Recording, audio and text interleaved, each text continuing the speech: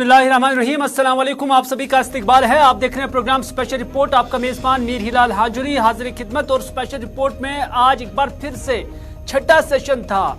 Supreme court के अंदर article 370 की जो मनसूखी हुई है और उसके बाद जो 18 से जायद applications before the honourable supreme court है, उन पर अब समाअत जो है लगातार जारी है। और छठे रोज भी आज ये समाअत जारी थी। और आज पीपल्स कॉन्फ्रेंस के चेयरमैन सज्जाद गनी लोन भी यहां पर आए हुए थे। पीडीपी सदर महबूब मुफ्ती भी यहां पर आई हुई थी। लेकिन जब समाअत शुरू हुई तो उसमें आज मुल्क के सीनियर वकील राजीव धवन जो है वो ऑनरेबल सुप्रीम कोर्ट के अंदर पेश हुए और पीपल्स कॉन्फ्रेंस का मुकदमा 370 को लेकर उन्होंने उसकी शुरुआत की। और अपने मुकदमे में ही सीनियर वकील राजू धवन ने कई सारे जो नुकात है आईन के मुताबिक या आईन के विजाविज वो उन्होंने ऑनरेबल बेंच जो जस्टिस साहिबान की है उनके सामने रखे। हालांकि मुअज़्ज़ज़ जज साहिबान की जानब से कई बार काउंटर आर्ग्यूमेंट भी किया गया, लेकिन उसका जो राजीव धवन मारूफ वकील है हिंदुस्तान के, उनकी जानब से जो है हर नुक्ते का जवाब जो है वो दिया गया है। लेकिन क्या जो ऑनरेबल कोर्ट इन नुकात से, इन आर्गुमेंट से मुत्तफिक हो जाएगी? कब मुत्तफिक हो जाएगी इस पर अभी कुछ भी कहना कबल वक्त ही होगा। लेकिन आज सज्जाद गनी लोन की जमात पीपल्स कॉन्फ्रेंस की दरख्वास्त पर समाअत के दौरान सीनियर वकील राजीव धवन ने कहा है कि मैं जम्मू कश्मीर पीपल्स कॉन्फ्रेंस के लिए हाजिर हूं। इंजमाम के माहिदे की हैसियत पर, यानी एक्सेशन के माहिदे की हैसियत पर कुछ गलत फहमियां हैं। अदालत ने मुशाहिदा किया था कि इल्हाक के यानी इंस्ट्रूमेंट ऑफ एक्सेशन के बाद खुद मुख्तारी मुतल्लक हो गई है, यानी खत्म हो गई है। इस पर हमारा अर्ज ये है कि जहां तक इल्हाक का ताल्लुक है वो बैरूनी खुद मुख्तारी से मुतल्लिक है।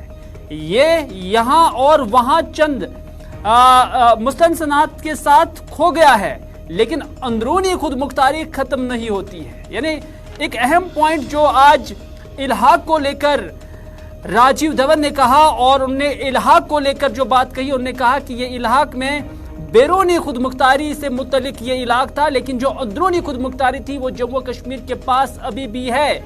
उनका कहना है कि इसलिए तातुल के मुआहदे का मकसद ये था कि इस दौरान आपके पास कौन सा निजाम होगा। जहां तक दाखिली खुद मुख्तारी का ताल्लुक है, ताल्लुक अहम था और तमाम महाराजा वगैरह ने अपनी दाखिली खुद मुख्तारी बरकरार रखी है। अब इंजमाम का माहदा देखें, यानी मर्जर का माहदा देखें जो दाखिली खुद मुख्तारी की हद का तयन करता है। आर्टिकल 370 तातुल या इंजमाम के मुआहदे का मुतबादिल था जिसके बगैर हम खो गए हैं। हमारे पास दुनिया का सबसे बड़ा तनु है। अगर ये मुअत्तली का नाकाम हो जाती है, अगर ये मुअत्तली नाकाम हो जाती है तो सदराज नाकाम हो जाएगा। आपने आइन में तरमीम की है और ये लाजमी शिक हमें हिंदुस्तानी आइन के आर्टिकल 3 के तहत लाजमी दफात के मरकज तक ले जाती है। जब सीनियर वकील राजीव धवन अपना आर्गुमेंट दे रहे थे तो उसी दौरान चीफ जस्टिस DY चंद्रचूड़ जो है वो मुखातिब हुए। उन्होंने पॉइंट उठाया, उन्होंने कहा हम आर्टिकल 356 1A से 1C से कैसे निपटते हैं। उसका कहना है कि सदर ऐसा ऐलान कर सकते हैं जहां आइन के दफात के मुताबिक हुक्मरानी नहीं चल सकती। आमतौर पर जब आइन इस्तिलाह का मतलब इस्तेमाल करता है और इसमें शामिल होता है तो ये ताकत के फैलाव की निशानदेही करता है, तो इसका मतलब दायरा वसी करना है। उस पर सीनियर वकील राजू धवन ने वापस में जवाब दिया। उन्होंने कहा कि मैंने कभी भी आर्टिकल 3 की लाजमी शिक को खत्म करने की कोशिश नहीं देखी। अगर आप आर्टिकल 356 1C को बढ़ाते हैं तो आप देखेंगे कि सदर को एक कार्ट ब्लांच है, लिहाजा इसे लाजमी दफात के साथ पढ़ना होगा जो इसे कमजोर नहीं कर सकता है।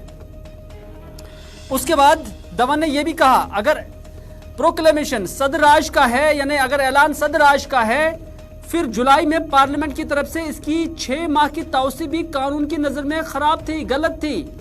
राजीव धवन कहना है यानी 6 माह के बाद जुलाई में पार्लियामेंट की तरफ से इसकी 6 माह की तौसी भी कानून की नजर में गलत थी। सदर के दौर में आर्टिकल 3 और 4 को लागू नहीं किया जा सकता क्योंकि इनमें शर्तें मुंसलिक हैं और ये शर्त रियासत असेंबली के साथ है और यहाँ असेंबली यानी लेजिस्लेचर पार्लियामेंट थी और गवर्नर सदर बन गए। जस्टिस संजीव खन्ना यहां से उन्होंने नुक्ता उठाया। उन्होंने कहा आर्टिकल 3 और 4 पर इतनी वसी तजवीज काबिल कबूल नहीं हो सकती है।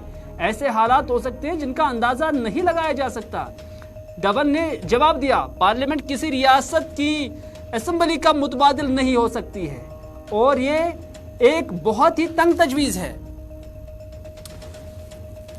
उस पर जस्टिस संजीव खन्ना फिर से आए और उन्होंने कहा ताकत के वजूद और ताकत के गलत इस्तेमाल में फर्क है, इसलिए हमें इसमें उलझने की जरूरत नहीं है। इसी दौरान chief justice of India Chandrachud ने यहां से कहा कि क्या पार्लियामेंट आर्टिकल 256 का सहारा लेकर कानून पास कर सकती है जब आर्टिकल 356 के तहत सदर राज है। धवन ने जवाब दिया, जब ये कोई कानून पास करता है तो इसे आईन के आर्टिकल 3 और 4 की शर्त पर अमल करना पड़ता है। बराह करम आर्टिकल 168 यानी 168 देखें, ये हमारे मुल्क के वफाकी ढांचे के तहफ़्फ़ुज़ात हैं। ये वो हदूद हैं जो आईन में वफाकी ढांचे के लिहाज से हैं। धवन ने यहां से फिर से जवाब दिया। उन्होंने कहा कि ज्यादातर मरकज के जेर इंतजाम इलाके चंडीगढ़ के अलावा आईनी तरमीम के जरिए या आईनी तरमीम के तहत बनाए गए थे। जम्मू कश्मीर के लिए रियासत 2 मरकज के जेर इंतजाम इलाके बन गई है, एक मकनना के बगैर और एक मकनन के साथ यानी लेजिस्लेचर के साथ। ये आर्टिकल 239 या 239 के हवाले से के बगैर ही किया गया। ये आर्टिकल 3 और 4 के तहत नहीं हो सकता है। जम्मू कश्मीर डेड हॉर्स नहीं है।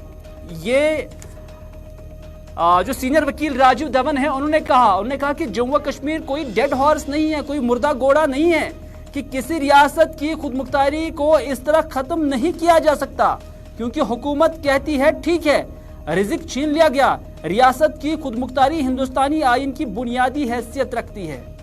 यानी जो जम्मू कश्मीर की रियासत की जो खुद मुख्तारी है वो हिंदुस्तानी आइन की बुनियादी हैसियत रखती है। धवन ने यह भी कहा कि आर्टिकल 356 अब एक मजाक बन गया है।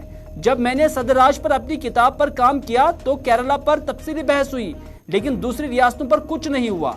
गवर्नर और सदर के दरमियान मेज पर कोई खतो किताबत ही नहीं हुई। बराह करम शेड्यूल 5 देखें, ये असम, मेघालय, त्रिपुरा और मिजोरम से मुत्तलिक है और फिर इससे खारिज कर दिया गया है और शेड्यूल 6 में लागू किया गया है। बराह करम शुमाली मशरक की खुद मुख्तारी देखें, इन खुद मुख्तारियों के बगैर हिंदुस्तान अब तक टूट चुका होता।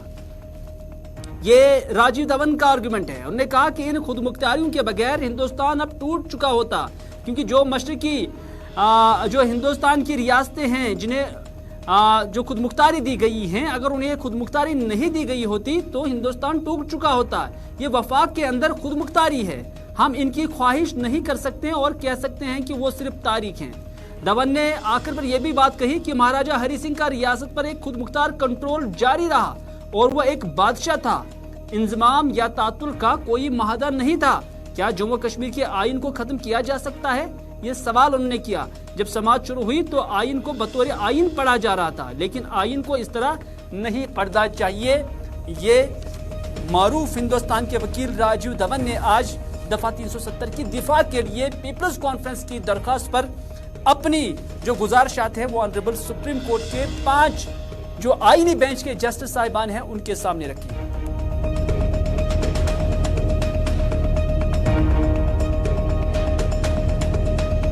But the process, my lord, are conditions which can't be substituted by simply saying the governor will now become the president and the legislature will become parliament. This process of substitution, my lord, is subversive of the constitution. Dr. Dhawan, can parliament enact a law during the subsistence of a proclamation under Article 356 in exercise of the power under Article 246(2) or in respect of a state list item? Look, they can pass a law, my lord. No doubt about that, subject to all the limitations that exist. Right. Except, my lord, there is, when it passes a law under Article 3 and 4, it must observe the conditionalities. In other words, what you are trying to, your argument would be this, that while Parliament can exercise the lawmaking power of the state legislature during the subsistence with all of its the proclamation. limitations. Yes, with all the its state limitations. list comes to them. The state list comes to them. But certain other functions of the state legislature, namely in terms of the first proviso to discuss a legislative proposal for altering the boundaries of the state, or under the second proviso for giving consent, that power can't be assumed by Parliament. Lord,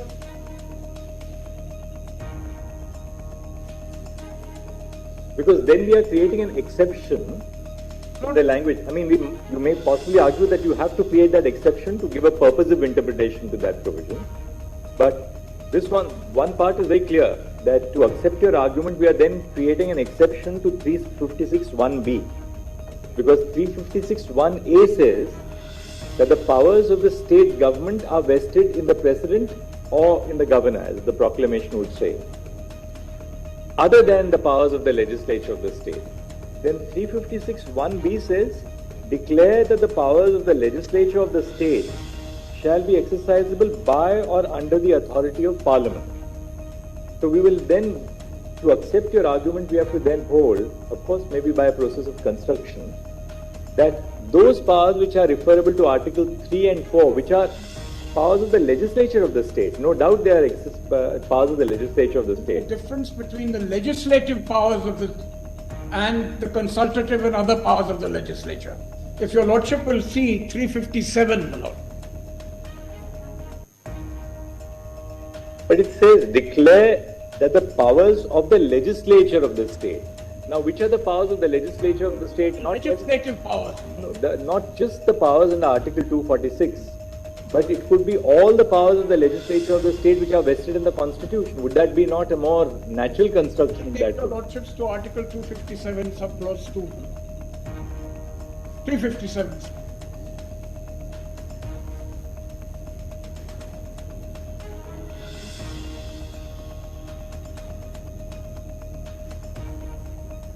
(357)(1), my lord, declares that the powers of the legislature shall be exercisable by or under the authority of Parliament. It shall be competent for Parliament to confer on the President the power of the legislature of the state to make laws and to authorize the President to delegate, subject to such conditions as they may think fit, the power so conferred to any other authority. For Parliament or the President or any other authority in whom such power to make laws is vested under subclause A, to make laws conferring and imposing duties or authorizing the conferment of powers and the imposition of duties upon the union or the officers and authorities thereof.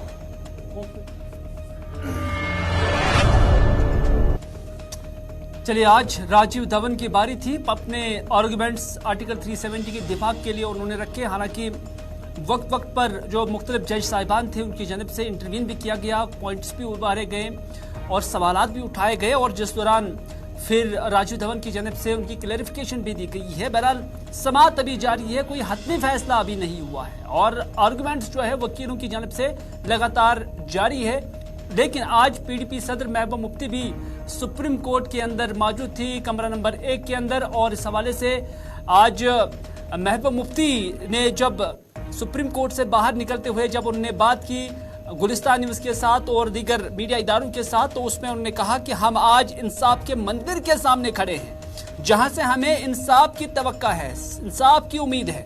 उन्होंने कहा कि 370 और जम्मू कश्मीर एक आईनी और कानूनी मसला ही नहीं है, बल्कि एक जज्बात और एहसासात के साथ जुड़ा हुआ मसला है। हम उन वकला का तहे दिल से शुक्रगुजार हैं जो जम्मू कश्मीर की खामोशी को आवाज दे रहे हैं हिंदुस्तान की सबसे बड़ी अदालत के अंदर। ये महबूबा मुफ्ती कहती है। महबूबा मुफ्ती ने यह भी कहा कि सुप्रीम कोर्ट में जो सवाल जवाब हो रहे हैं उससे हुक्मरान जमात की वो कोशिश एक्सपोज हो रही है जिसके जरिए जम्मू कश्मीर का स्पेशल स्टेटस खत्म किया गया था। आज अदालत में सिर्फ जम्मू कश्मीर का खुसूसी दर्जा सिर्फ स्टेक पर नहीं है, बल्कि ये आइडिया ऑफ इंडिया दाव पर है। ये पीडीपी सदर महबूबा मुफ्ती ने कहा।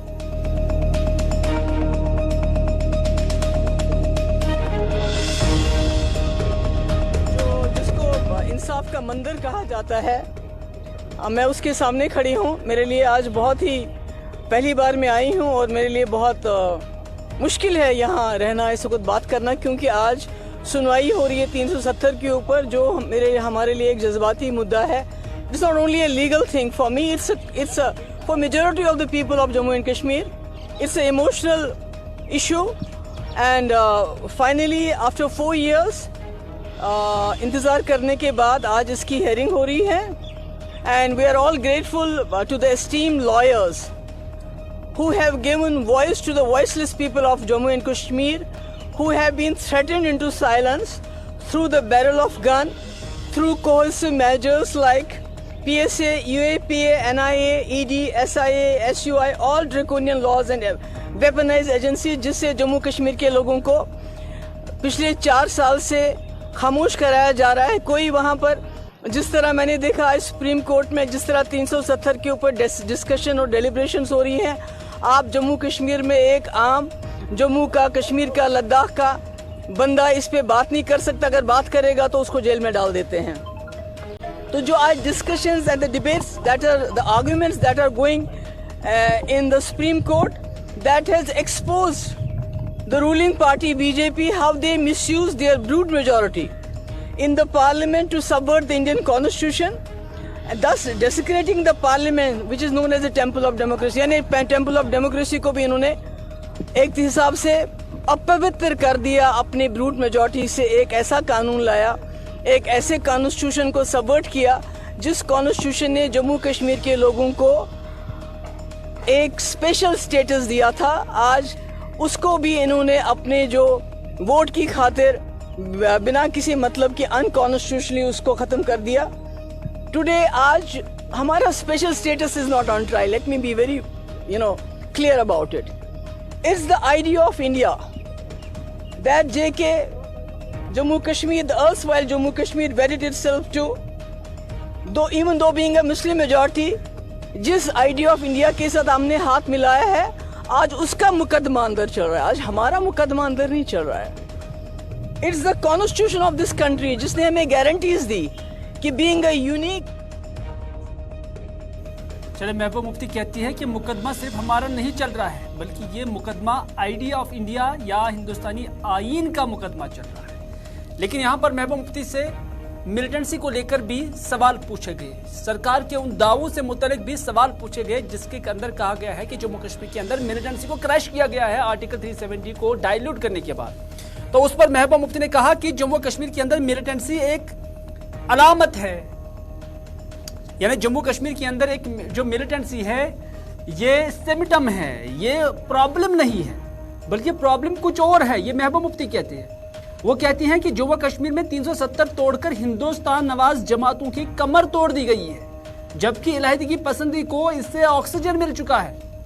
महबूबा मुफ्ती का कहना था कि जो दावे सरकार की जानिब से किए जाती हैं कि यहाँ मिलिटेंसी की कमर तोड़ दी गई है, दरअसल जम्मू कश्मीर में इलाहिदगी पसंदी या मिलिटेंसी की कमर नहीं तोड़ी गई है, बल्कि जो आइडिया ऑफ इंडिया में यकीन रखते थे उनकी कमर तोड़ दी गई है. That is a symptom. वो प्रॉब्लम नहीं है, प्रॉब्लम कुछ और है. प्रॉब्लम ये है कि जम्मू कश्मीर में एक थॉट प्रोसेस है जो अलहदगी पसंद है.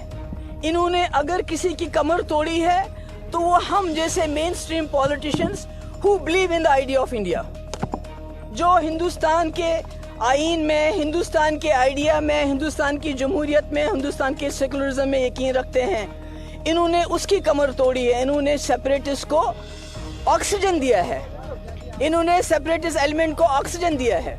जो ये कहते हैं कि हमने वहां कमर तोड़ दी, कमर किसी की नहीं टूटी. कमर इन्होंने जो जम्मू कश्मीर में आइडिया ऑफ इंडिया पे भरोसा करते थे, इस मुल्क पे भरोसा करते थे, इस मुल्क पे यकीन करते थे, उसकी कमर तोड़ दी इन्होंने.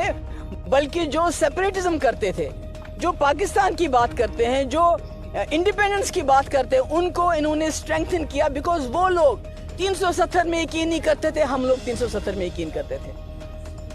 सो today I appeal to the collective conscience of this country.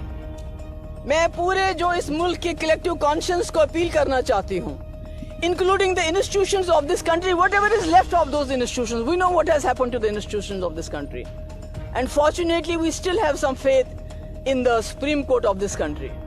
मैं उनको अपील करना चाहती हूँ कि आप लोगों का the country believe faith of the majority communities रघुकुल रीत सदा चली आई, प्राण जाए पर वचन न जाए। I am not talking about those गौरक्षक्स who kill in the name of Jai Shri Ram, lynch in the name of Jai Shri Ram. I am talking about those majority community people who believe in Ram Chandra ji.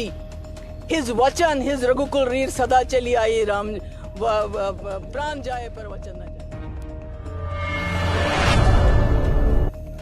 Peoples Conference chairman Sajjad Gani Lone भी आज supreme court के अहाते के अंदर थे और उसके बाद उन्होंने जब गुलिस्तान न्यूज़ के नुमाइंदे ताबिश कमाल के सवालों का जवाब दिया तो उस दौरान ताबिश कमाल ने उनसे सवाल पूछे सुप्रीम कोर्ट हेयरिंग के बारे में। उस पर सज्जाद गनी लोन ने कहा कि सुप्रीम कोर्ट में हमारा केस, हमारा मामला मजबूत है, अब अल्लाह करे कि इंसाफ मिल जाए। उन्होंने कहा कि सुप्रीम कोर्ट दलाइल पर यकीन रखती है, हमें यकीन है कि सुप्रीम कोर्ट किसी पार्टी का तरफ नहीं करती है, बल्कि वो आईन और कानून को बुनियाद बनाकर अपना फैसला सुनाती है। रही बात सरकार के बयान हल्फी की जो उन्होंने दायर किया है, उसी वक्त सरकार के स्टैंड का पता चला है।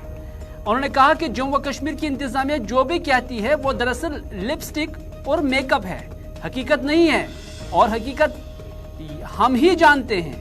और अगर ये हकीकत होती तो आज तरक्की जिसका सरकार दावा करती है, हालात जिसका सरकार दावा करती है कि बेहतर हुए, तो फिर इलेक्शन हो गए होते।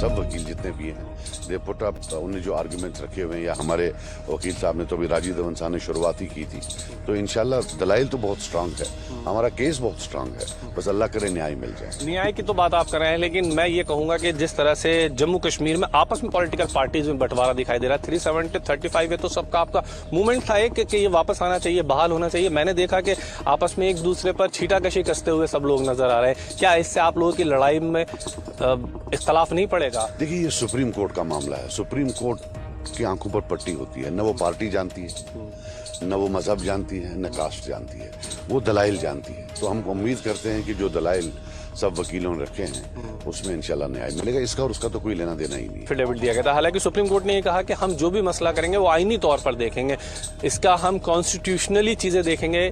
और किस तरह से सरकार ने तो कहा था कि वहां पर पत्थरबाजी नहीं है, वहां पर मिलिटेंसी कम हुई है, वहां पर बहुत सारी चीजें खत्म हुई हैं, उस सबको आप कैसे देख रहे हैं? देखिए, छोटी मुंह बड़ी बात ना हो, लेकिन मुझ जैसा नॉन लॉयर भी ये समझ सकता है कि जब उन्होंने एफिडेविट दायर किया जिसमें उन्होंने बोला कि पत्थरबाजी बंद हो गई, लॉ एंड ऑर्डर, तो सुप्रीम कोर्ट का जिस दिन रिप्लाई आया, जब उन्हें सुप्रीम कोर्ट ने उस पर एक टिप्पणी की, उसे एक दिन पहले आप मेरा ट्वीट चेक किया, हमने भी वही बोला, नॉन लॉयर, मेरे को लॉ का कुछ नहीं पता, कि यार क्या बात कर रहे हो आप, इसका और उसका क्या हाल, हाउ कैन यू जस्टिफाई कि साहब वहाँ हमने ये कर दिया क्योंकि इसे 370, you can't justify, you have to go in a legal manner, you have to go in a constitutional manner. So वो even a non lawyer like me could have seen that. जिस तरह के हालात अभी फिलहाल जम्मू कश्मीर में हैं, उसे पीएचडी के रुकन और अवामी नेशनल कॉन्फ्रेंस के सीनियर नायब सदर मोहम्मद मुजफ्फर शाह भी लगातार सुप्रीम कोर्ट की हेयरिंग्स में शामिल रह रहे हैं और आज उन्होंने ताबिश कमाल के साथ बात करते हुए कहा कि सारी पीएचडी सुप्रीम कोर्ट में मौजूद रहती है। 370 को लेकर वकला ने जो आर्गुमेंट्स दिए हैं उससे लगता है कि हमारा केस बहुत मजबूत है, हमें कोर्ट के रुख से भी बहुत चीजें सामने आ रही हैं और ऐसा लगता है कि 370 को हराना नामुमकिन के बराबर होगा।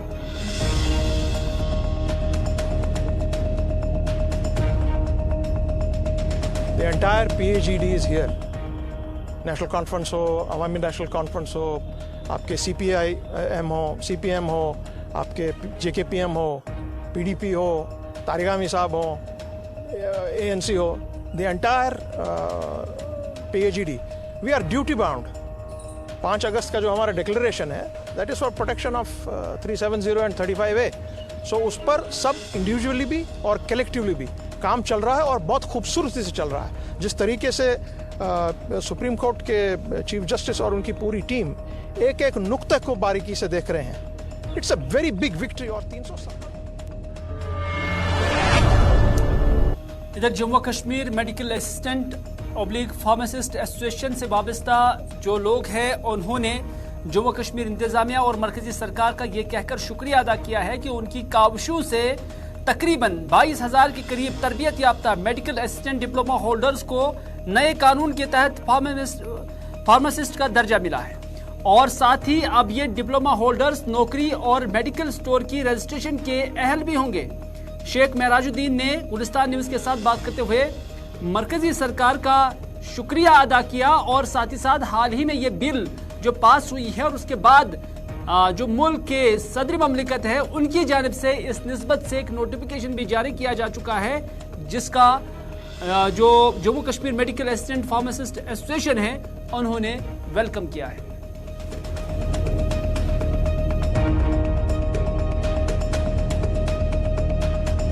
एलजी गवर्नमेंट का ममनून और मशकूर हूँ, जिन्होंने हर वक्त हम अपना भरपूर ताउन दिया ताकि हम अपने केस दिल्ली लेकर पहुँच गए। वहाँ हम prime minister of India Narendra Modi ji का और union health minister MOS union health ministry और जितने भी काबिना प्राइम मिनिस्टर के काबिना वजीर है उन सबको लेकर और प्रेसिडेंट ऑफ इंडिया मैडम जी का बहुत मशकूर है कि जिन्होंने सबों ने अपने अपने तरफ से इस बिल को पास करके उन 20 से 22,000 मुलाजिमों या जो डिप्लोमा करके अनएम्प्लॉयड फार्मासिस्ट है उनको आज हरी झंडी दिखाकर उनके मुस्तकबिल को संभालने। आज के स्पेशल रिपोर्ट में बस इतना ही। अपने मेजबान मीर हिलाल हांजुरी को दीजिए इजाजत इस वादे के साथ कि अगर जिंदगी रही तो आपसे फिर होगी मुलाकात। तब तक के लिए खुदा हाफिज, फी अमानिल्लाह।